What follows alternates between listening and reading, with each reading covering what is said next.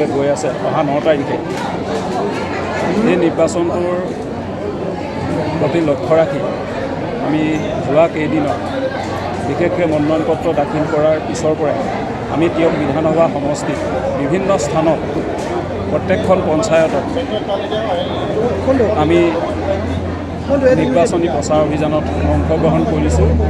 ভাৰতীয় জনতা পাৰ্টি আৰু অসম গণ পৰিষদ দুয়োটা দলৰ আমাৰ আৰু গণশক্তি কেওটা দলে আমাক এই নিৰ্বাচনী প্ৰচাৰত সহযোগিতা কৰিছে আৰু আপোনালোকে দেখিছে যে কি ধৰণে ৰাইজ স্বতঃস্ফূৰ্তভাৱে ওলাই আহি এগৰাকী মিত্ৰজোঁটৰ প্ৰাৰ্থী হিচাপে আমাক কি ধৰণে মৰম চেনেহ আৰু আশীৰ্বাদ দিছে।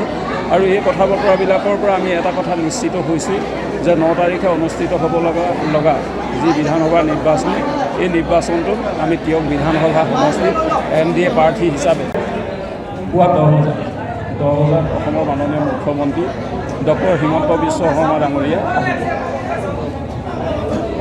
অহা 7 তাৰিখে পুৱা 10 বজাত অসমৰ মাননীয় মুখ্যমন্ত্ৰী ডক্টৰ হিমন্ত বিশ্ব শৰ্মা ডাঙৰীয়া তিয়ক বিধানসভা সমষ্টিত নিৰ্বাচনী প্ৰচাৰৰ বাবে আহিব আৰু তাৰ বাবে আমি ইতিমধ্যে প্ৰস্তুতি আৰম্ভ কৰিছোঁ। আজিৰ ভিতৰতে আমি ক'ত সভাখন অনুষ্ঠিত কৰিম তাৰ বাবে আমি স্থান নিৰ্ধাৰণ কৰিম আৰু আমাৰ ইতিমধ্যে স্থানটো নিৰ্ধাৰণ হোৱা নাই যদিও বাকী যাৱতীয় যিসমূহ কাম তাৰ প্ৰস্তুতি ইতিমধ্যে আৰম্ভ হৈ গৈছে নিশ্চিতভাৱে।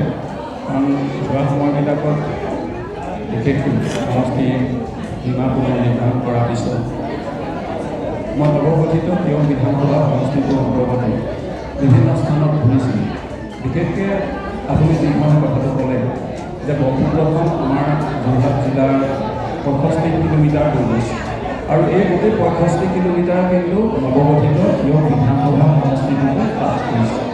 নিশ্চিতভাৱে ডাঙৰ প্ৰত্যাহ্বান আৰু আমি সমষ্টি সীমা নিৰ্ধাৰণ কৰাৰ পিছত যেতিয়া চৰকাৰী কামবিলাক আমাৰ নৱগঠিত সমষ্টিয়ে আধাৰত হ'বলৈ গৈ আছিল তেতিয়া আমি সেই সময়তে আমি এটা সিদ্ধান্ত লৈছিলোঁ আৰু মই নিজেও ওতঃপ্ৰোতভাৱে জড়িত হৈ পৰিছিলোঁ। আপুনি যিটো নিমাতীৰ পৰা একেবাৰে শেষৰ অংশলৈকে যিখিনি কথা কৈছে তাত আমি যিটো মুঠাৰ